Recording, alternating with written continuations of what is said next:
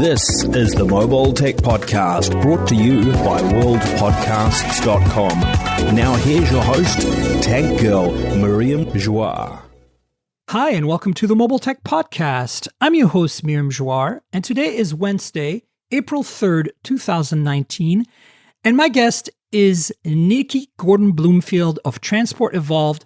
Hi, Nikki, how are you? Hi, Miriam. I'm very well, thank you. How are you doing today? I am really great. So if you're tuning in to the show, you know we cover mobile technology, and mostly that means, consumer gadgets that you put in your pocket. There are smart devices like our smartphones and watches and headphones. But you also know from listening, if you have been listening for a while, that I do love cars and that I do drive a Tesla and I love EVs and that I want to cover vehicles in this show, specifically the slice of transportation that's electric vehicles. Because, it's personal and it's a device that, unlike a phone, you can't put in your pocket, but you can step into and use. So this is going to be a show about mostly EVs and mostly about the Model Y that was announced 2-3 weeks ago, because I just haven't had a chance to cover that on the show. So Nikki is one of the people out there that knows the most about EVs, not just Teslas, but all the EVs in the world that have existed since the dawn of time, right, Nikki? Well, let's just say I've been covering this for more than a decade now, right? So a lot of websites have come up in the last couple of years. We've been at it one way or another since 2008. 2009. Yeah, so it's been a decade or more for you, like in the same way it's been a decade or more for me to cover phones. But I think right now I want to kind of dig into a few things. As I said, the Model Y, there is now officially a $35,000 Model 3 on the market. Of course, it's a little back-ordered right now. But as much as we've seen a pattern of delays with Tesla, I think we've also seen that they've eventually delivered. And then the other thing I want to touch on a little bit, maybe we can start with this, is there's this weird perception out there. If you don't know Nikki and you don't know her channel, you should check it out. I will link to some of Nikki's videos. There's also a website and stuff. But you seem to, kind of get pegged by a lot of fanboys and fangirls as the anti-Tesla EV expert. Right. Yeah. And I actually don't think you are at all, because I know you. I want you to dismiss that myth somehow, but mostly I want you to kind of, I'll tie it in with putting in the show notes the video about your April Fool's joke from yesterday or the day before, where you said you were going to rebrand the channel Tesla Evolved. Tell us a little bit what your perspective is and why you think there's this weird perception. All right. So my goal really with Transport Evolved is to get people onto cleaner, greener, safer, and smarter transportation. That is our tagline. Right. I couldn't give a fig about whether you are driving a Tesla or you're driving an electric car that you made yourself, or you're using a bicycle with an electric motor in it, or you're doing some other weird form of transport that we either don't cover very often or we haven't thought of yet. And for us, it's about reducing our personal carbon footprint, our personal emissions. Yeah, it's about climate change, right? It's about climate change. Yeah. And it's about also saving money, and it's also about doing a smart thing for the world as a whole. And so, see, you're sounding like Elon. Exactly. See, I don't understand why they don't see that. And I think, okay, so here's the thing. Elon is somebody who is very approachable in so much as a lot of people identify with him. Right. They aspire to be him.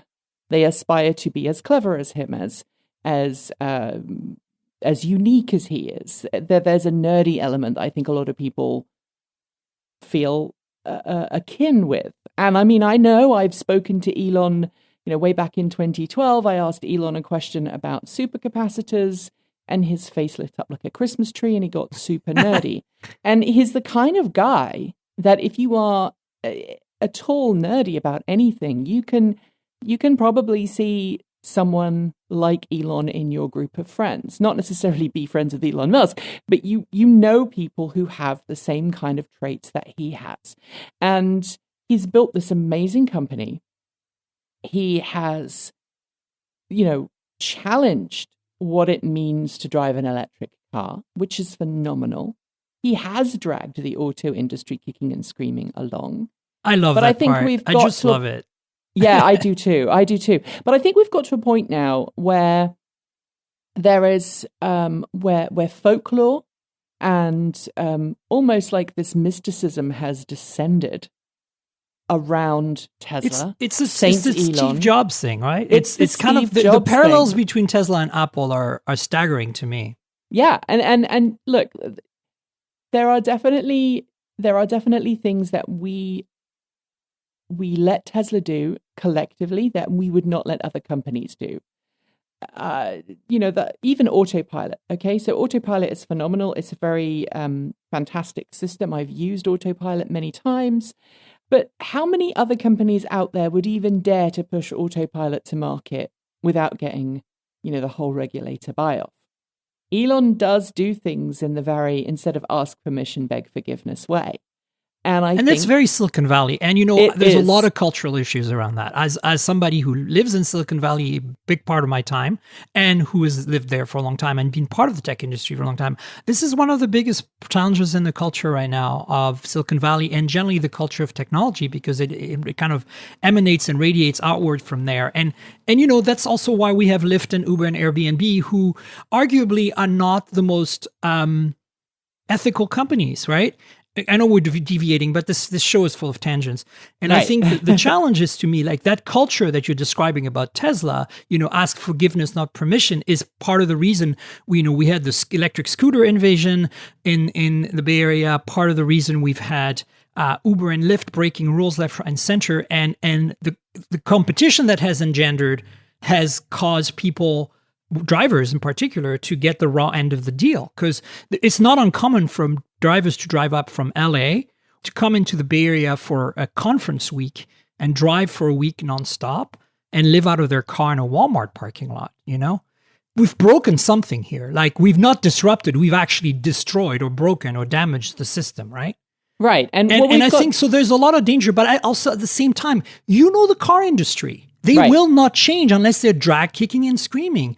And so in this case, I can't fault Tesla for breaking regulations in a way, because the end goal is climate change is really happening and nobody's doing anything about it. And if we don't collectively do something about it, I think that's an even greater threat than Airbnb and Uber and Lyft. So I don't know. It's a tough one, right? Like it is a tough one. And I think the symptoms that you're describing are a side effect, a result of having a decentralized communication world. The internet has allowed us to decentralize how we get our information and also how we communicate. If you think back when we were growing up, if you wanted to contact someone, you wrote a letter, you put it in a mailbox, you posted it that way. You picked up the phone and dialed a number that you had memorized. Right, exactly. And the same thing was true about news, okay? So if a company wanted to announce something, they would talk to journalists. Those journalists would then either write a story or make a piece for a TV show or a radio show, and then it would be broadcast. These days, we are short-circuiting a lot of that old-fashioned research and journalism. And I think maybe that's one of the reasons why people have this reaction to Transport Evolved and the fact that we do want to give all car companies a chance. And we do try and look beyond the headlines. And I think that's really good journalism. And that's what I like about watching your videos. And I always get like a kind of a balanced perspective, because there's a huge echo chamber. Like on YouTube, it's all Tesla, right? Like, I mean, right. Who writes about, or every now and then you see that the occasional Leaf review. And I don't want to, point any fingers or anything, and I don't actually believe in what I'm about to say. But some channels have actually, started out by reviewing other EVs and are now reviewing, or now recently purchased a Tesla, and now it's all Tesla all the time. And I'm saying, like, I also understand, right? They have to make a living. And as a content creator, it's really hard to make a living. And on YouTube, it's about page views and about, minutes viewed and subscriber count and all that. Right. And so, of course, Tesla is going to get you lots of news. And so I appreciate that you're not just doing Tesla, but I also feel that, people have to understand that just because you're not just doing Tesla doesn't mean that you don't like Tesla. Right. I think you're just trying to be balanced. The challenge is, I think, is that And this is the biggest problem that I have as a Tesla customer and a tech journalist who, although I'm primarily a tech journalist, I did cover automotive technology in tech journalism for a long time, which is how I was actually the first non-car journalist invited when I was at Engadget to drive the Model S when it was not quite in the hands of public. Actually, at the first deliveries in Fremont in 2012. That. Yeah. It was actually Pride Week and it was Transmarch Day, and I missed Transmarch to go talk to Elon and drive a Model S for the first time. That is. I know. Professional duty as a journalist. But the point is that it changed. It was a pivotal moment for me. It changed as a car enthusiast, somebody who grew up around cars. My dad used to, do little rally races when I was a kid. My dad used to change his cars regularly and work on them and stuff. So I'm a car buff. There's no doubt I'm a car enthusiast. It's rare as a woman to be a car enthusiast, but I am. You are a woman. You're a car enthusiast. It happens, right? And I had this kind of I've always been a big proponent of EVs. I get it. I'm an engineer, so I get the efficiencies here. I get the advantages, right? Right. So I always rooted for EVs. But it wasn't until I drove a Model S that the light bulb went off, and I immediately said to my head, this is iPhone grade change. This is the same revolution starting to happen if they can pull it off and continue existing as a company as Apple has done with the iPhone. Because look, I used smartphones before the iPhone. And I continued using non-iPhones while I had an iPhone. But the reality is nothing could touch the iPhone in terms of ease of use and in terms of kind of completely rethinking what a phone could do and be. And I think that's a lot of the problems that I have as a Tesla user, is to explain to the average person that it's not just another car. And I don't want a hyperbole here. And please back me up if you feel that this is true. This is a complete rethinking of transportation. It's the ecosystem, Miriam. So a really interesting thing. I remember owning smartphones way back then. In fact, 1998, my first smartphone, if you can call it that, was a Nokia communicator. Yeah, do you remember those with with the big open? You have the keyboard, and you just made a lot of friends on my channel. There, yeah, I know, right? So, but the iPhone came along, and it was completely revolutionary, and it was completely revolutionary for two reasons. First, Apple completely bought into that ecosystem. Okay, Apple came along and it said, "Hey, we've redefined what a computer can be." Because let's not forget that transition didn't start until 1998, when we had those original Bondi Blue iMacs with the G3 processors. And we completely revolutionized how people thought about computing. We did away with the old chattels of the past, the floppy drive, the idea that you would open the computer up and upgrade things. And Apple said, no, you don't need that anymore. You need an internet connection, you need a CD-ROM, and that's it. We take care of everything else. Obviously, those early days, OS 9, when you transitioned to Mac OS 10, that was when things really started to kick off. And on the back of that, and it was only possible because of that, Apple came along and goes, hey, you remember what we did with computer operating systems and computer experiences? Well, we're now going to do that with the mobile phone. They did the same thing with music, with the Apple iTunes store. And while, lots of people gripe about iTunes, I certainly do. I hate it when I put when I plug my car into my phone and then suddenly U2 starts blaring at me. I have removed that damn album so many times from my freaking phone. And it's still in there, isn't it? And it still keeps coming back. Yeah. And the way that Apple redefined how we use our phones, how we relate to music, was because of what it did previously. And I would argue that Tesla has done the same thing with the S and the X and the 3. And I think the 3 is a pivotal point. The Roadster. I think the S and the X were just not, the iPhone... The S and the X to me feel like the first 3 iPhones, in many ways.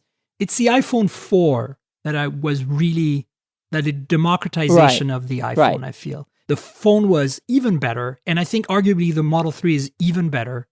And, then people really got it. By that point, the ecosystem was well developed in the same way as by this point, the supercharging network is really developed, et cetera, et cetera. And I think that's the hardest thing for me to explain to people. I have so much knowledge in my head about what a Tesla is and does and how it behaves that I make so many assumptions when I explain to people what my Tesla does and how it works and answer their Right. questions, because there's a lot of people come up to me and talk to me about it. That and the look in their eyes and I realize I have to rewind. I have to like, wait a minute. Okay. First of all, yes, it doesn't take gas. It's not a hybrid, like, right? And to be clear, I don't want to discuss hybrids on the show. I think hybrids are a terrible, terrible idea. And they're a terrible idea because they are a compromise and are more complicated than they should be. And more importantly, there's not a single hybrid unless you spend hundreds of thousands of dollars on like a Porsche hybrid, or like a LaFerrari, or like something like that, or like an Acura NSX. So you can get a hybrid that's half decent. To me, it's a compromised driving experience. And so I'm either go gas, have a good time, put a stick shift in there, burn some dino juice and pollute the environment and, wee-ha, or do the same but use a battery and use torque and have an absolutely lovely time, So it's really interesting because like when I started covering electric cars back in, I think it was 2007, that was when I got my first car, which was like basically an NEV, a neighborhood electric vehicle. It wasn't, but it was low speed, and I got it because I didn't have any money. I wanted to drive electric. I've wanted to drive electric since I was like 3 or 4. But I remember at that point saying, if you drove to work in this car, it's boring, it's slow, but if you drive to work in this car, you could actually save a different vehicle for the weekends. And of course, then now we don't need to say that because we do have this electric performance element that Tesla really did bring about. But let's not forget that there were other companies that did similar things to Tesla, and Tesla was just happened to be the one that won out. And, if we circle back to the whole idea of, Transport Evolved doesn't like Tesla, we do. I think the point that we try and make on a regular basis is that we do a disservice to the intelligence of people on the internet, to intelligence of everybody, if we pretend that there is just one solution, because there's always more than one solution. And to bring it back to the kind of the iPhone analogy, what operating system, mobile operating system, is most prevalent around the world? Android. Exactly. But if you have a conversation with someone about mobile phones, you're going to talk about iOS. You're going to talk about the iPhone X. You may talk about the S3, the S4, the S5, whatever you got. You may talk about, the Pixel. You may talk about all these other Android operating system phones that are coming to market are doing a fantastic job. But if you want to get someone's attention, if you want to have that sexy attention, you're going to talk about an Apple product. And I know there are people listening to this that are going to disagree with me, and that's totally fine. No, but I think you're right. But we are at that point. And the reason we cover other car companies and try and hold Tesla accountable and use the same kind of questioning of what Elon says and what Tesla says that we would with any other company is to try and make sure that we have as level and as fair a playing field as possible. We did a piece yesterday where we kind of criticized GM a little bit about not making its message clear about where and when it was going to be bringing new electric models to market. And one of the Volt replacement, essentially, right? The EV that's going to be a small SUV, correct? Right, the new EV. And I think one of the things that one of the challenges of the internet, one of the challenges of the, I'm going to use the term Tesla religion, and that is not implying there is definitely an Apple religion, so I hear you, yeah. So it's not implying that every Tesla owner is somebody who is necessarily in the Tesla religion, but there are people who are in the Tesla religion, and very often they are the most vocal people online, and very often they're not Tesla owners. The majority of Tesla owners I've met are wonderful, amazing people, and I've talked to them about some of the kickback we get online, and they say, well, obviously these are people who don't own a Tesla, who don't understand what it's really about. And when you're dealing with people who have that very black and white reaction to what you're saying, they're buying into the myth, to the mythology that surrounds the company and its founding and its goals. They're buying into that in the same way that people bought into the whole Steve Jobs, the reality distortion field that we all know so well. And I think that we have to acknowledge, though, that there are other solutions out there, and there are other choices out there. People say to me on a regular basis, why don't you own a Tesla Model 3? Don't you like it? And my reaction is, yeah, I love the Tesla Model 3. I was lucky enough to drive one for a couple of days up here last year. I did a review of it. We loved it. We said it was one of the most fun vehicles we'd ever driven. And we criticized the price because at the time, the Model 3 standard range wasn't out. Yeah, no, I know. But it is a phenomenal vehicle. Now, does that mean I should buy one personally? Well, no, it doesn't, because it doesn't suit my daily needs. You know, See, I'm a mom. This is where I disagree with you right now. With the $35,000 Model 3, I don't think there is any competition today that's relevant anymore until the Volkswagen ID is available, until the Kona Niro and Soul EVs are available. And I don't think the Bolt plays in the same league. I don't think the Leaf Plus plays in the same league. They might be slightly cheaper, but I think that realistically, if you can afford a car that's 35, you know, like you're going to look at up to 40K, right? And so I just want to actually ask you a question that I felt was very interesting that you brought up is what manufacturers did it before Tesla? I'm trying to figure that one out because Tesla really did one thing that I think nobody else has done, which is combining great performance, great battery density, supercharging, so a network of charging, and autopilot, and on over-the-air software updates. I don't think anyone did that all at the same time together before Tesla. And you're totally right. That wasn't exactly what I meant, though. So let me re-clarify what I meant. Tesla, in reference to that statement, Tesla redefined what it meant to have a performance electric car. Okay, right. And there were other companies, or rather, there were other individuals who had very powerful, very fast electric cars. You know, John Wayland with the White Zombie. We had the Wrightspeed. And the folks at AC propulsion, right? Right. Yeah. And there were people who, and you know, the heritage of that, the people going right back to the EV1 days, there were cars before Tesla that showed that you could have a fun, sporty electric vehicle. But they didn't succeed. Tesla did. Tesla, the Roadster really was that turning point.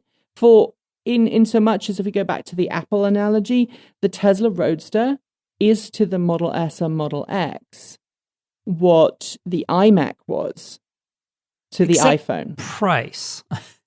Yes, except price. But, because the iMac was expensive, but it was attainable. Hellishly expensive. It was attainable. Expensive. Whereas I think the Roadster, I mean, to me, I actually think that somehow, and I know the history is well documented, but I am amazed that Tesla made the Model S, actually, financially, that they were able to go there. But then once they made that car, to me, that's when the writing was on the wall. Because within a year or two of that, the car wasn't only delightful and comfortable and roomy and all that great stuff, frunk and all that, you know, from the ground up electric platform. There's something to be said about that. But also, then they added supercharging. Then they added, software. Well, they always had software updates from day one, but they really showed what software update could bring to the customers. And then eventually, you know, we got autopilot, you know, and again, I want to put a big asterisk next to that. Autopilot is a terrible name. I think it should be called Copilot. Right. And it is a big can of worms. There's a lot of issues around autopilot, and I'm not talking about issues. I've never had any problems with mine, but I'm just saying, like, we've seen some issues. It's definitely the most ask forgiveness or permission aspects of Tesla, but that's very Silicon Valley, and I think it needs to happen. Like, I believe that we do not have another solution here, because the governments of this world and the traditional car makers of this world will not move this envelope forward unless Tesla drags them into it. And Tesla is taking huge chances at doing it, but I think they need to, and I admire that they are doing it. I have lots of issues, even engineering wise, I have a lot of issues with it. So I hear what you're saying. I think, and this is a controversial thought. I know it's a controversial thought. I think Tesla should have changed its pivot a lot earlier. Let's not pretend that the Model X was anything but Elon Musk's flight of fancy. I know, it's terrible. It's a terrible car, in my opinion. I don't like SUVs, number one. Number two, Falcon doors, I thought that was the stupidest idea ever. I think that the Model X should have shipped with regular doors, at least as an option. And that's why I'm really excited the Model Y, because I think that finally we've got a viable... I really arguably think this is going to be the most successful Tesla of all time. Oh, I absolutely agree. And I think one of the challenges that faces Tesla is to rebrand itself a little bit, because it does have that that reputation for being a very high-end, luxury, expensive car. And people take time to adjust to that fact. People take time to adjust to the brand's I think Apple identity. had that too, but I think eventually Apple, once the cars started subsidizing, the operators started subsidizing the phones, everybody could almost afford an iPhone, right? I'm exaggerating a bit, I know. There are some people who cannot afford an iPhone still today, even on the subsidy plan, because their budget just doesn't let them. That's why there's by the way, some phenomenal Android phone in the $250 price. Oh yeah, definitely. Like the Moto G series that I'm Right. about to review the G7, by the way, in case you're still thinking Interesting. in case you're still listening and you're like, I tuned out because this is not a phone show. I've got a couple of really great devices I'm working on reviewing right now, including the Moto G7. But I think that with the $35,000 Model 3, we're finally at a point where I really don't see how anybody who's about to spend money on a 3 Series BMW or even an Honda Accord or a Toyota Camry, cars that fully loaded cost about 35 to 40K. Like, the feeling I get is that if you want a really great car that's comparable in size and in specs, other than, of course, performance, which the Tesla will win, you're going to be looking at about the same amount of money. So tell me why you wouldn't buy a Model 3 at that point. Okay, so multiple things. Okay, first thing is, obviously, we need to acknowledge that not everyone is going to spend that kind of money. No, of course. But let's assume for a second, right? Let's assume that they do. That they have $35,000. Let's say they're $40,000 in the bank, so they can afford the delivery charges and the whatever. And say they're in Oregon, so there's no taxes. They can afford They can afford this Model 3. So now, why wouldn't they buy it? It's personal choice, right? It comes down to personal choice. And what I am an absolute supporter of is to say to people, it's okay if you don't choose this vehicle. Choose the vehicle that you feel most comfortable in. It might be that you don't like the driving position. It might be that you don't like the interior space, or some people don't like giant touchscreen displays. We acknowledge that this podcast is a tech-focused podcast, so people listening to this are going to be listening to this going, "Are you freaking crazy?" No, but I agree the with you. reality I is think true. that some people have not made, and this is what I was saying earlier about this is the hardest thing for me to explain to people, how it's a radical change. It's not just another car. It's hard to wrap your head around what it is. And again, you've only lived with it for 2 days. I've lived with it for 9 months now? Uh-huh. And it's my perspective is completely warped. Not because of because I'm a journalist, I try to be objective. Not because of the what's it called, the distortion field, right? Right. But because of the reality of me owning this car and realizing, like, holy crap, this is still such an incredible radical departure in every direction of what I expect a car to be, even me as a car enthusiast. And it's so hard to explain this to people that I think that's, in the same way as culture takes a time and society take time to evolve, and of course that affects big car companies. They take a long time to evolve also because they have an invested interest in oil, I think, a lot of them. So I feel like a lot of people are not able to bend their heads around this, even if you explain it to them, because they need to experience it. And not just for 2 days. Yeah, I totally hear where you're coming from. I mean, as an EV driver for a long time, taking Tesla out of the equation, you own a Bolt right now, you've owned an original Leaf, you've had a RAV4 EV, which is like awesome, like the first gen one. I drove the second gen for Engadget, by the way. I reviewed it for Engadget. As you know, you kind of understand, like, you've already lived with the benefits of EV. So I don't have to tell you about the fact that having a full car every day at home kind of thing changes the way you think of right. filling up, right? Like filling up doesn't exist anymore. Like there's no such thing. It's like your car is charged every morning and you can drive, for me, 300 and something miles. And if I'm going on a long trip, I've got supercharging along the way, pretty much guaranteed. Right. And it takes 45 minutes to an hour. I just read my email, eat some food, go to the bathroom, Right. Catch up on my news feed, go for a walk, and I'm done. And I move on and I continue. And so that's a non-issue. Now, on a Leaf or an e-Golf or original Leaf, on another car, an older car, an old EV, you're going to have potentially issues with range if you try to do that, and of charging infrastructure if you try to do that. But if you're just driving around town, right, with your Leaf, like, did you ever get to a point where you didn't have enough battery with a 100-mile range? No, not for daily driving. I mean, if you were doing like a long distance trip, disclaimer. No, but say like for your everyday needs, you never, this was never an issue, right? No, it's never an issue. And I think that's the reason why I kind of say to people, look, you need to choose the car that suits your needs, not what the crowd says you should buy. And this loops back to the whole idea about why we ended up with a Bolt rather than a Tesla. And we ended up with a Bolt for multiple reasons. Firstly, we needed a car there and then. We had a car that was being unreliable and we needed to trade it in. We got a great deal on the trade-in value.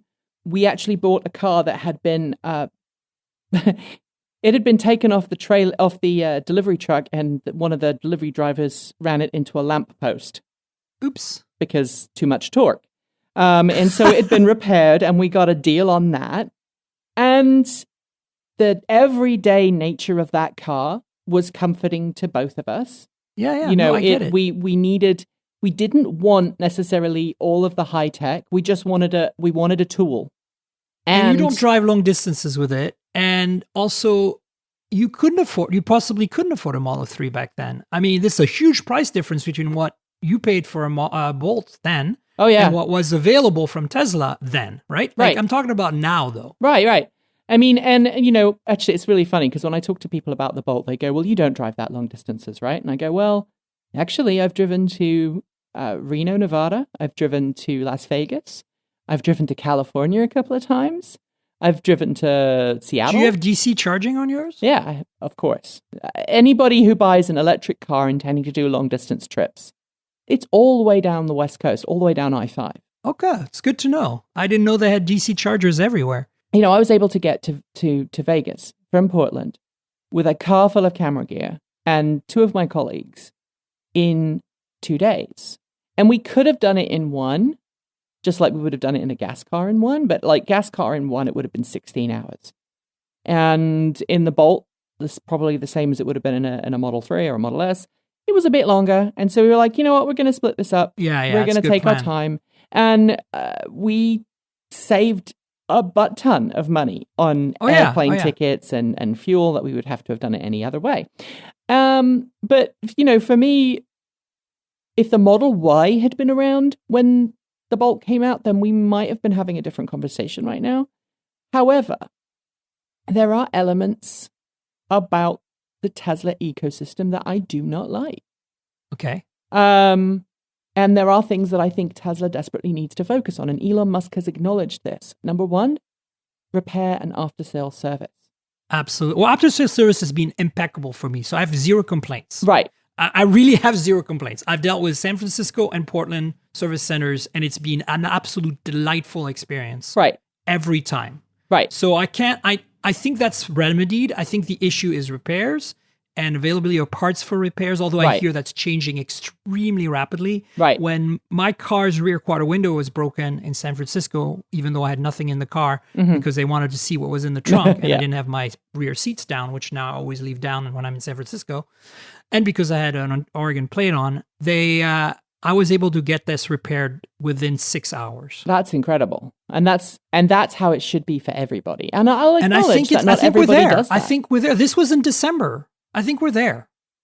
Everybody that I know that has a Model 3 right now, that has bought that has had an accident and had to get it repaired in the last 6 months, has not waited more than a week for parts. That's pretty much in line with getting a Golf fixed or whatever, okay?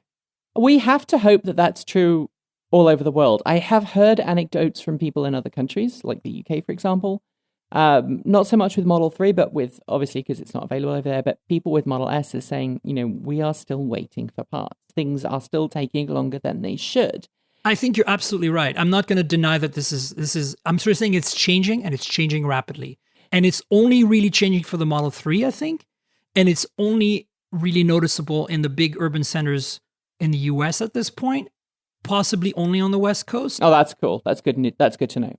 The other thing that I want to make sure that Tesla follows through on is the whole right to repair and availability of spare parts. We should have Rich on the show for this one. We should have Rich on the show for this one. If you don't know, Rich Rebuilds is a YouTube channel. I'll link to it in the show notes. He is a really awesome guy out of Massachusetts that has fixed Teslas, salvaged cars and brought them back to life. And he's run into a whole bunch of obstacles in the process, but he's always surmounted them. And he's a really interesting fellow. You should follow his work. But he's the poster child for the big issue you just brought up, which is right to repair. Right.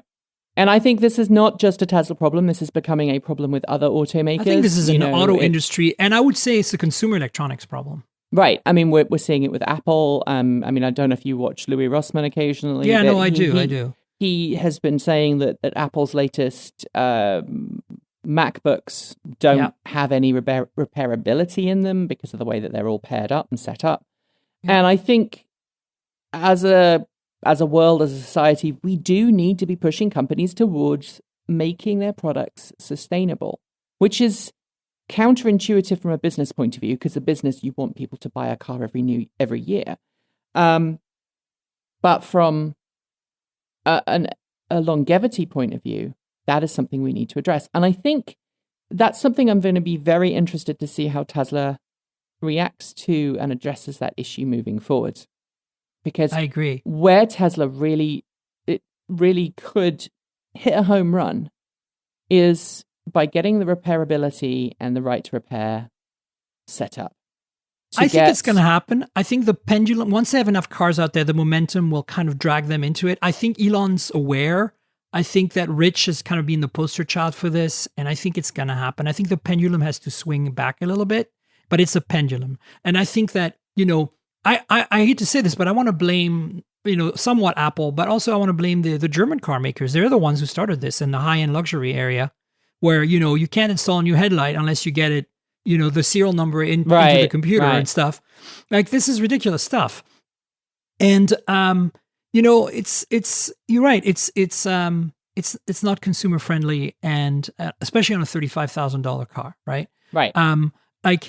But at the same time, I want to question your assertion, which you didn't assert it that strongly, but I want to ask a question, which is, are people really going to buy cars and keep them for more than 2 to 3 years in the future? To me, there's a consumer electronics-arization of the car that's happening that we're starting to see with Tesla. Right. That I think is inevitable. And I think you're going to say, well, how is that sustainable? Well, it's sustainable because you can recycle a Model 3 almost completely, right? So even if I think what's going to happen is the drivetrain, the battery, and the body of the car and the interior of the car is still going to be perfectly fine after 5 years, or reasonably fine. But people are just going to want to get something else. Or maybe they won't even buy cars anymore. Maybe they'll just lease them or, do the car share thing, which, as you know, the Model 3, at least in higher trims, is set up to do because everything is controllable electronically. I think, like seat position, et cetera, et cetera. So I think you could eventually get to a point where your phone, you see a Model 3 on the road, it's not yours, it's part of the pool, right? Quote unquote. You walk up to it, it recognizes your phone, it sets everything up on the car, including your preferences and your media and all your entertainment stuff, and off you go, right? And in a utopian world, that's exactly what we'd see. But I think there are some challenges that lay ahead for that. And I'll circle back to a point that I want to make about something earlier that you said in a second. But we are, as a society, we have a problem sharing. We really don't like sharing with other people. No. We don't like the idea. I think that's more of an American thing, though. I think it's a societal thing around the world. The idea of getting in somebody else's car or getting in a car that somebody else has been in disgusts a lot of people. It doesn't bother me. I use bike share schemes. I use car share schemes. If you're worried about germs, then just carry a little bottle of Purell with you. But that is a societal thing that we need to challenge as we move down the line. And if you think about it, actually, that's just going back to how we used to use telephones. Before the world of the mobile telephone, we were quite happy walking into a telephone booth, putting a quarter in our public phone, and dialing the number, right? We didn't think twice about what are those quarters you speak of? I've never heard of that. Exactly. What is this, money? Currency? What? Actually, that's my biggest pet peeve right now and especially in Portland, since, I spend a big chunk of my time living there, is the kind of stubborn refusal by so many shops to have tap to pay, Apple Pay, on even when they have the terminals for it, right? Like Square terminals, they just refuse to implement it. And I'm like, is this some kind of weird technophobia, right? or I'm hip and cool because I'm using cash kind of thing? It just drives me nuts. Like, I love the fact that when I plug my Model 3 into a supercharger, because they talk to each other and it's automatically debited out of my bank account as it should be. Right. And there are like, why should I interact with anything for that? There are standards. There's a new charging standard that's coming into existence that will do the same for other car companies and other charging standards. And in my ideal world, we would have a triple charging standard at all charging sites. I did a post the other day suggesting that Tesla's upset because the state of New York is doing an incentive program right now to encourage people to install and operate rapid charging infrastructure for electric cars. As part of that, they are offering reduced rates to those operators to try and encourage them to offer rapid charging. Now, obviously, normally when you offer rapid charging, it's quite costly because you not only have to pay for the electricity, but you also have to pay demand charges because you're suddenly going from withdrawing nothing from the grid to suddenly withdrawing really high amounts of power. A lot. And utility companies can't predict that, so they penalize you when you do that. And, there's this whole incentive program designed to encourage people to install charging stations, and Tesla's saying, hey, we can't be part of that because the stipulation is that it has to support CHAdeMO and CCS, which are two other rapid car charging standards used primarily by the Japanese and Korean automakers, although the Korean automakers have kind of dropped CHAdeMO. It's just Nissan really now. And the CCS standard, which is used by all of the other automakers around the world. I mean, CCS is absolutely going to be the future. I think for a little while, we're going to have a parallel network of like third gen 1,000 mile per hour superchargers with CCS kind of side by side almost every site. And then eventually we'll get an adapter from Tesla that lets us use CCS. And maybe you know more about this, but Elon has said in the past that people could license supercharging, right? Right. So why don't they? I mean, eventually it would make sense once there's enough EVs on the road that we all kind of just share, right? Right. And it's a quid pro quo arrangement that requires, there are some very, very specific things in that agreement. So, for example, if a car company wanted to share Tesla's supercharger technology, they would have to agree not to sue anybody else for patent infringement when it comes to electric cars. So there are some stingers in the tail. And I think that might have something to do. It is a good thing, but it's something that a lot of companies don't want to do. But what I would like to see, honestly, and I don't understand why Tesla hasn't done this, is set up parallel supercharger, a single one per site for other standards. You could quite easily charge people for the Tesla supercharger experience. Right. Because the engineering of a Tesla supercharger is superior to some of the other charging stations out there. Tesla uses a modular system. So instead of having just one set of power electronics inside the charging unit, they are a parallel chargers. I think there's 10, maybe 12 parallel high power charging units within each supercharger stall or within each supercharger power unit. That's right, If one of those units dies, you can still charge. You're just charging a little more slowly than you would previously. I don't think there's any other charging providers that do that. But I would rather see Tesla take advantage of other electric car companies or other automakers' reticence to work on their own charging network by saying, that's okay. You've got a CCS car, you can come and use our Tesla supercharger. And I honestly would love that. And we would I would happily pay a premium to go to a Tesla supercharger with my Bolt. But I don't think it will happen. And I would love to be able to use CCS chargers with my Tesla Model 3, which right now does not have an adapter for that. It does have an adapter for pretty much everything else, but no DC fast charging other than supercharging. And I think that comes back to the standards war. Comes back again to the whole Apple problem. Apple was the company that went, we're going to use USB now. Everybody has to use USB, or we're going to use Firewire, or we're going to use Thunderbolt. And everybody else goes, what? Where? Now? And they either have to go with Apple, which did happen a couple of times, or the industry has to turn around and go, Apple, you're smoking pot. Stop being silly. Isn't Tesla using standard charging connectors in Europe, though? Yeah, they're using CCS on Model 3s, which is crazy. I know, it's fantastic. I'm excited with that. Listen, we don't have too much time, but I want to touch on a few things. In terms of announcement, $35,000 Model 3. Right. It's finally here. So does that change your recommendation / perspective on what you advise people to do? Again, trying to be super neutral here. Somebody comes up and says, I want to buy an EV. Nikki, you're the EV expert. Has that changed things for you now? Because I totally understand why you would say, you know what, the Model 3, the Model S, Model X, the Tesla universe it's in a different universe. It's a fantastic, beautiful universe full of unicorns and full of monsters, but it is a little hard to attain for a lot of people. Do you know what I say to people? Whenever people ask me, what car should I buy? I say, okay, what do you need to do with it? Yeah, exactly. No, but now does it change? Has that changed that for you? No. I mean, I'm still going to say to people, and people might find this hard to believe, but I do recommend Teslas to people. When people on the street ask me, Nikki, and they say, "Hey, do not I do recommend." And so people say, "Hey, which car should I buy?" And I go, "Okay, well, what's your budget? What do you want out of a car?" And if they turn around and say to me, "I want a really fancy, fast, high-spec electric car that I can impress my friends with, or whatever," then I'd say, by all means, go and buy a Tesla Model 3, Model S, Model X. So the fact that there's one now available for a reasonable price, even if it's only black, is not changing your perspective.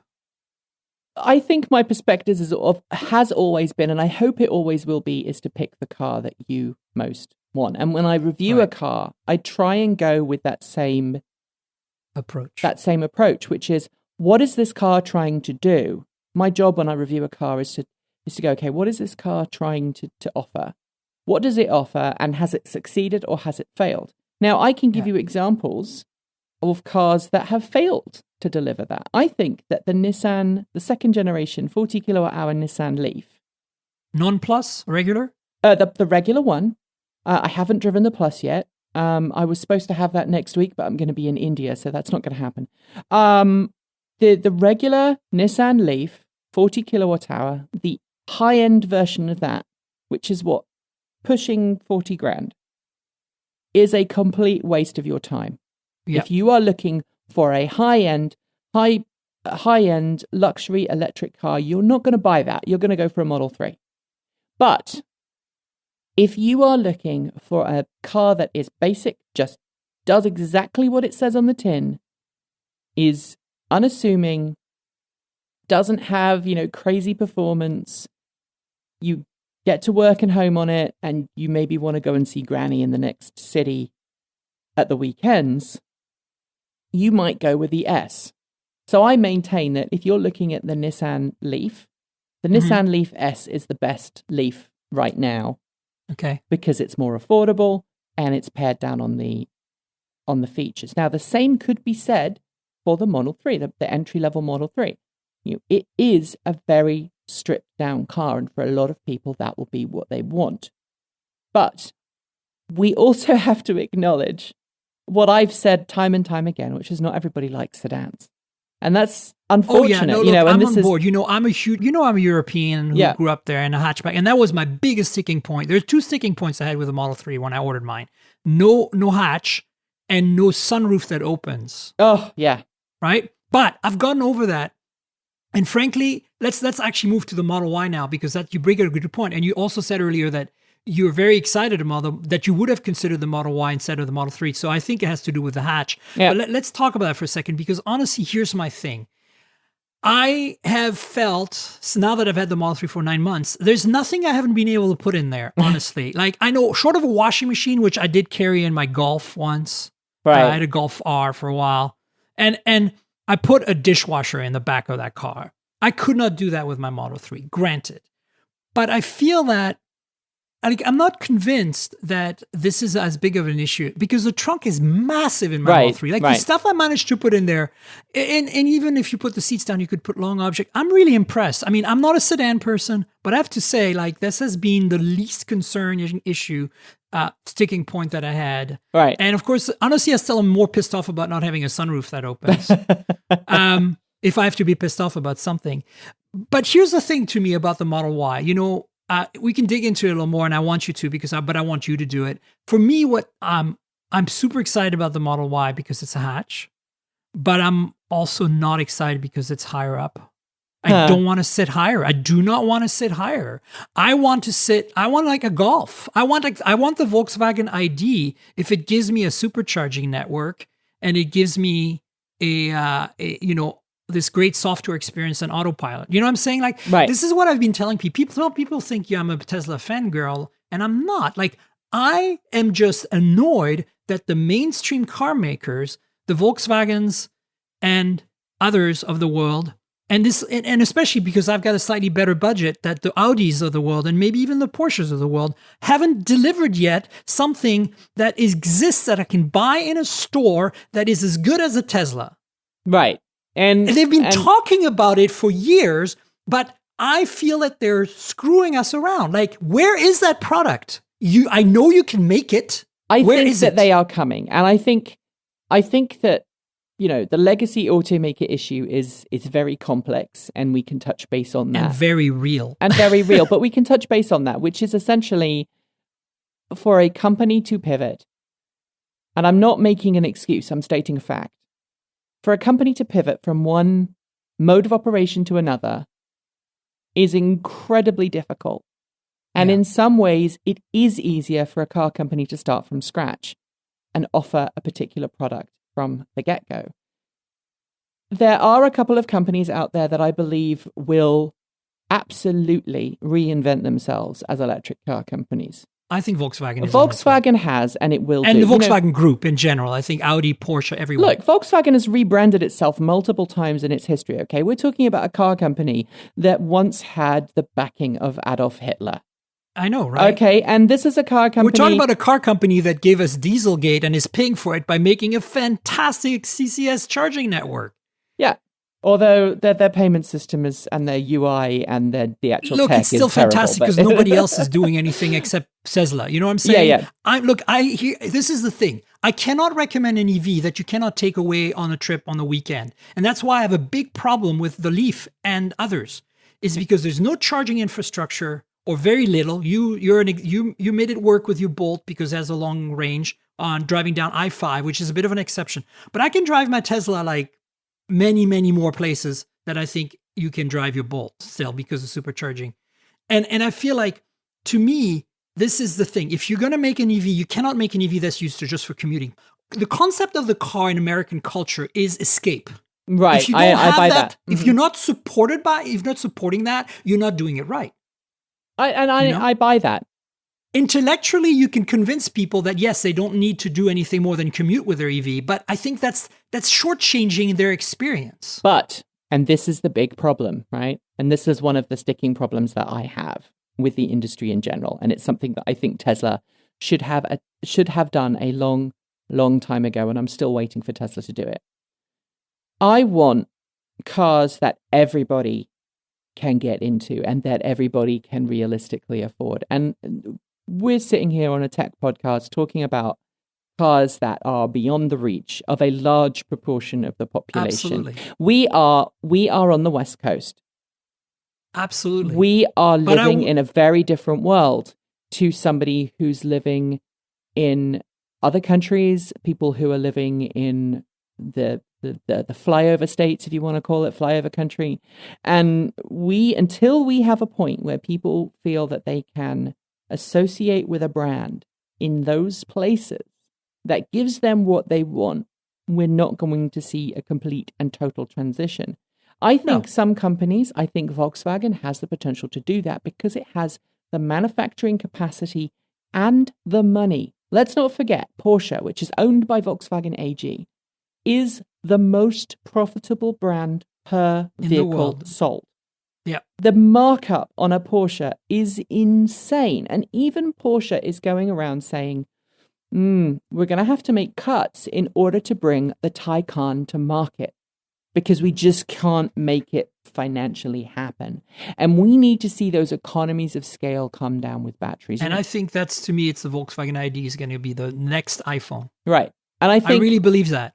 I'm a huge fan of the Golf. I want my e-Golf to be my Model 3. You know what I'm saying? Right. If Volkswagen could give me a car that looks like my Golf R did, and basically drives like my Tesla Model 3 and has all the features of my Tesla Model 3, I am not sticking with Tesla. Now, that's a very interesting statement. And I think and I'm you not are the not only the one. only Many one. Tesla owners I know right now are Right. dying to get an Audi, because we know we like the interiors better. But why is that? Is it just the interiors? Honestly, for me right now, it's just the interiors and overall the refinement of the manufacturing and the design. And that is a sticking point for me also. I don't mind admitting that. I mean, I think my Model 3 is actually a pretty attractive car. Some people don't agree. My friends call it a glorified Prius, and I hate them for it because it does not look at all like a Prius to me. I think the Model Y looks more like a Prius. But the point is, it's like design, interior and exterior design could be better, and build quality on mine is okay. And I know it's gotten even better on the newer ones I've sat in. But that is the big sticking point, at least for the kind of money I spent on my Model 3, because I don't have a base model. And, I've lived with a Golf R, which is a really high-end Golf, which is basically essentially an Audi, right? A lower-end Audi, because it was made in Germany, my car, specifically on top of that. And I know what that level of refinement brings. It's nice. I own a Porsche. I have a Boxster S that's 18 years old that I bought for nothing. And that thing is leagues ahead of my Model 3 in terms of material quality, fit and finish, even 18 years in. Right. And I think fit and finish is going to be a challenge for a lot of people. And you bring up an interesting point, which is something that I bring out when people say, why do you drive a Bolt? And I drive a Bolt because I don't worry about scratching the car. I don't worry about beating it up. And my car is I have personalized my car. My friends joke about I'm that. I'm honestly not too worried about that on my car either. I think what I'm trying to get to is that for me, the Volkswagen's ID range, because it's a range of cars, I'm hoping that they come out with a Golf equivalent in that range, because that's what I really want. I don't want an SUV because I'm seating too high. That's why I don't like the idea of the Model Y. I want the hatch, but I want it to be a car, not an SUV, a car. Right. Okay? And I want the same level of performance that I have today with my little sedan. But also, I think the ones I'm really excited about are the Koreans. I think the Kona, Niro, and Soul, the new Soul, when they come out with a range of 200 plus miles, at the prices that they're looking at selling them at, I think are the perfect car. I think the Bolt is also in that in that box. Yeah. And I think they're great. They're going to be great cars for most people to get into EVs, and I'm super excited to see them come to life. But they're not here yet. And the Bolt is the only one. Right. And I think people underestimate the Bolt because it doesn't look sexy. Well, why did they screw that up? I love it. Okay, so it was designed by a European, and that's a horrible thing to say. But for me, it reminded me of some of the European cars that I remember from my youth. And it felt practical. It didn't feel like I was screaming, "Oh, look at me, I've got an expensive car." Or I've got a clever car. It's just another car. And it fills me with absolute joy every time I drive that car and I chirp the tires, because the Bolt is much less refined in its driving experience than the Tesla. The Tesla blows the Bolt out of the water when it comes to driving experience. But if that's another reason why I'm a very picky driver. Right. I'm an enthusiast. I drive a Porsche as another car. I have an old Volkswagen van, camper van, which drives, believe it or not, incredibly well. It's loads of fun to drive around, mostly because of stick shift. But I think that for me, that's the thing. Is like, I hope that the Kona, Nira, and Soul are fun to drive. I'm not saying it has to be fast, but fun to drive, I think, should exist on every car made. And that's why I like the Golf and Polo, for example. They're fun to drive cars, no matter what trim you get them in. I think there are some companies that are known for making better drivers. And I joke that the Bolt is like a muscle car hot hatch in disguise. I want a bumper sticker for my car, a window sticker that says the new hot hatch, because it feels like the Bolt spiritually reminds me very much of the Peugeot 205.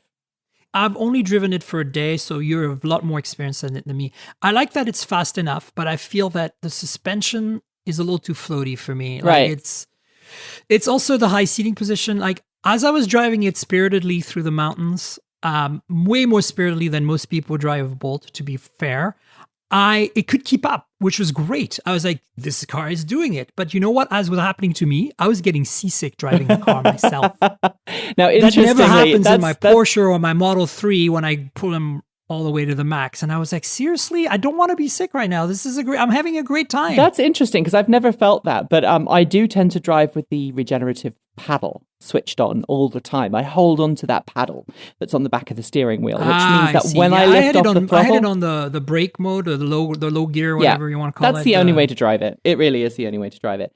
But, bringing this back to the Y, and I think the Y is going to be So why the Y possible. for you? You said you would definitely get a Y. You're really considering a Y. Well, you would consider a Y today. I would consider a Y if I was shopping today, were it not for concerns about the build quality, or rather the interior. I think that is a sticking point for me. So availability is not a concern for you? Because that's not going to be 2 years, No, right? Availability is not a concern to me. But I will tell you that we are looking to buy another electric car, and we will probably end up buying a used Bolt because we are familiar with the car and we like what the one we currently have as done.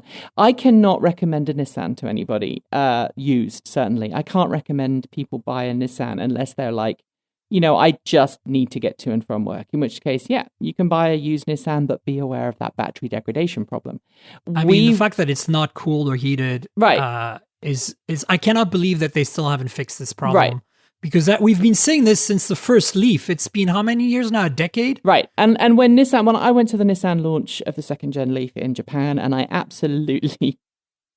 was furious when I stood there and I talked to the engineers, and they said, no, we're fine. We don't need that. And I'm like, okay, guys, whatever. Chevy does have proper battery cooling. It has a phenomenal battery pack. And I think, with regards to Hyundai and Kia, we're going to see some great cars coming out of there. But their problem is the battery shortage. Their problem is that they are being held to ransom. And I think that's somewhere that Tesla is going to have a phenomenal advantage. I heard someone tell me that the South Korean government is really pushing towards renewable energy, and they're spending a lot of money incentivizing in off-grid or grid-tied storage projects and large amounts of electric batteries that would otherwise go in cars. And I've heard that they are putting a lot of pressure on Korean companies to keep those batteries domestic. And I think that's part of the challenge. And what a lot of people may not realize is that battery companies are being very capitalist right now. Yeah. They are changing the prices of battery packs. They're changing agreements. They're canceling agreements. They're paying the highest bidder, which is one of the reasons why Volkswagen is good, because Volkswagen has such a huge amount of cash. I mean, let's not pretend that Dieselgate caused Volkswagen sleepless nights. No, they didn't. I mean, it was definitely sleepless nights for the people who ended up in jail, right, I guess. But Volkswagen's board literally just had to write a blank check. Yeah. Their profits are back up. They're doing fine. And I think Volkswagen will they will be fine. I don't know until Hyundai and Kia, but essentially the same company, find a better solution for battery packs. They're in trouble. I think GM is going to be fine because GM has its own battery agreements that go back a long time. It's already figured out how it's going to get those batteries into production. But, look, the biggest problem, and maybe this is kind of a final point for all of this, is the reason that Tesla has succeeded is that it made a compelling product and it engaged with consumers in a contemporaneous way that excited consumers and got them interested in the product. Okay. It used word of mouth. It used the referral program. It was a marketing genius. Let's not forget the guy behind. Yeah, and so was Apple when you think about it. The guy behind the Tesla stores, George Blankenship, was the same guy that transformed Gap, was the same guy that transformed Apple's retail stores. And that's why Tesla's where it is today. Yeah. The biggest challenge to automakers when it comes to electric vehicles isn't that they don't want to make them. I genuinely believe that GM and a couple of other automakers are desperately trying to make electric cars to play catch up with Tesla. Now, does that matter? Is that a bad thing? No, it's not. They should have done it sooner. But the fact that they're making electric cars now means that we should be supporting them rather than saying, well, you're not Tesla. And I do. As I said, give me something that's as good as my Model 3. Exactly. But I think that the biggest challenge... is made by someone else, I'll consider it. The biggest challenge is not the cars or the batteries. It's selling the bloody things. And selling the things is... The problem is that people do not... Dealers don't want to sell them. Well, dealers can go to hell. I really think that I'm really sick and tired of dealership and the whole dealership system. I feel that Tesla has really nailed it with not having dealers. Honestly, I really do. And I think that's where Tesla succeeds. It's not quite the same thing. The model is broken, I think, and I'm glad that Tesla kind of like said, forget it, this is not going to work. Because that's how it should be. I can go to Apple and buy an iPhone, and it doesn't matter what carrier I use it on, you know? But the challenge for Tesla in that regard is to have the kind of backup support that costs a lot of money that it needs to bring online, and to ensure that it can scale its after-sales support and service and parts as quickly as it scales production. Because one of the reasons why the Apple Store model works generally Genius Bar, is if you go to the Genius Bar with a broken iPhone, you say, hey, this is a problem. They plug it into a computer and they go, oh yeah, there's an issue. Here, have a new phone. Yeah, I agree. I think they're getting there. I think Tesla will do it. I think they'll get there, and they're getting there slowly. So Model Y, just to kind of wrap up, what do you like about it over the 3? Obviously, I'm sure it's the hatch. It is the hatch. Look, I've got 2 dogs, right? I've got 2 dogs. But it's a very raked hatch. So does that work for you? Yeah, because that does. A lot of people like more vertical, like a station wagon. I would rather have a station wagon, to be frank. But I've got 2 dogs. I've got 2 kids. And I have a hobby that involves, lots of gear. And so I have to carry a lot of stuff. And I want a car that's super practical. My wife is a woodworker. The idea of us carrying wood home in a Tesla Model 3 is we might do that in a Model Y. I think also that the Model Y is going to learn from the mistakes that Tesla made with Model 3. But you know what? I really hope the one thing that Tesla learns, and I don't think it's going to, is to stop dicking around with prices and specifications. Oh my God. Yeah, those saga, I can't even keep up. Like, I don't know what's going on. If Elon... I know when I bought my car that I overpaid because I was an early adopter and I accepted that. Right? I mean, I can buy my car now for probably $5,000 less than what I bought it for, and like brand new. Right? But my point is, if you ask me right now, am I going to get the traffic light automatic stopping feature? I don't know, because I couldn't tell you what I have. Like, I know I have autopilot, and I hope that comes with it. I have gotten every upgrade, every feature so far. I just got 5% more power, like yesterday. Yeah. It's amazing. All of a sudden, my car is faster with more battery capacity. The last time I charged it said 319 miles instead of 310. And it wasn't a bug. I asked a bunch of other Tesla owners. They're like, yep, it's giving us more capacity all of a sudden. Yep. And that is all great. And I want to see that expand. I think Elon needs to slow down. Just get the Y out, focus on doing the thing well. And for God's sake, start building something for the rest of the world. I think he's gotten, his promise is being delivered. 35K Model 3 is very accessible. I want to remind you, Nikki, I totally am aware that there are people who cannot afford that much money. I get it. You talked about flyover states earlier. The average price of a brand new pickup truck is $45,000 US. And they're everywhere. And it's made possible because of write-offs, right? Let's not forget that. Yeah, of course, it's company cars. That's company cars, write-offs, and tax incentives. I am just pointing it out. Oh, yeah. Governments need to stop being complicit to the continued propping up of the fossil fuel industry. But you know what? I'm going to India next week, right? and I'm going to be a guest of Mahindra. And nice. I'm going to see some electric vehicles that they are bringing to market. What I desperately want, and I desperately think we need, is democratization of electric vehicles. Tesla is a poster child. It's a fantastic car. And for those who live in the West, who live in so-called developed nations who can afford a Tesla, fantastic. But if we really want to hit our climate change targets, if we really want to make a difference, we need more Chinese, Indian, African market vehicles. I agree. Everybody can literally afford. It's like the what was the name of that computer, that notebook? You bought a notebook and then they sent another one to another country. One laptop per child. One laptop per child, right? We need something like that for electric vehicles. We really need something like that. It didn't really work out so I well. know, it didn't. It didn't. But from an ideological point of view, I want that to happen to electric vehicles. So do you want to tell people where they can find you on the internet? Yeah, sure.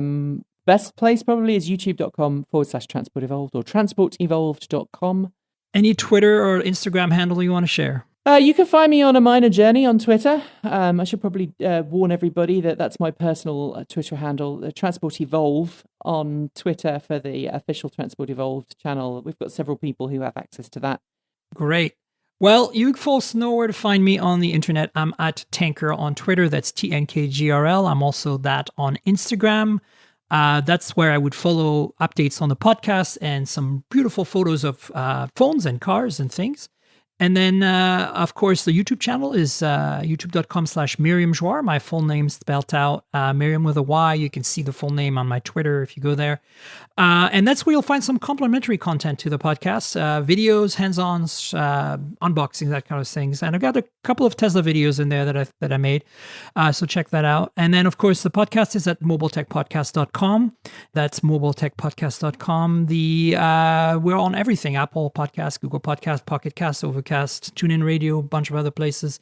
So subscribe, tell your friends to subscribe to the YouTube, to like the videos and all that good stuff. And then finally, I want to thank our sponsor, audible.com. Audible is really the platform for audiobooks. If you like to read, but for some reason cannot look at a book or look at a Kindle, maybe you're driving all day or something like that, check out audible.com. They have a really great selection of books. Many of them are read by the authors themselves, which is a really great experience.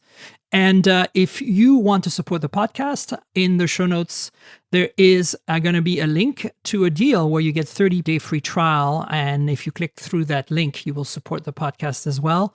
It's audibletrial.com/mobiletech. That's audibletrial.com/mobiletech. That's in case you don't have access to the show notes right now and you want to maybe support the show. And we'll see you next week with, I've got a really cool guest for next week. It's going to be back in phone mode. So stay tuned for that. And thanks again, Nikki, for being on the show. Much appreciated. Thank you, Miriam. It's been great. Thanks for listening, guys. All right. We'll see you all later. Cheers, everyone. This has been the Mobile Tech Podcast with Tank Girl, proudly presented by worldpodcasts.com. You can visit us online at mobiletechpodcast.com.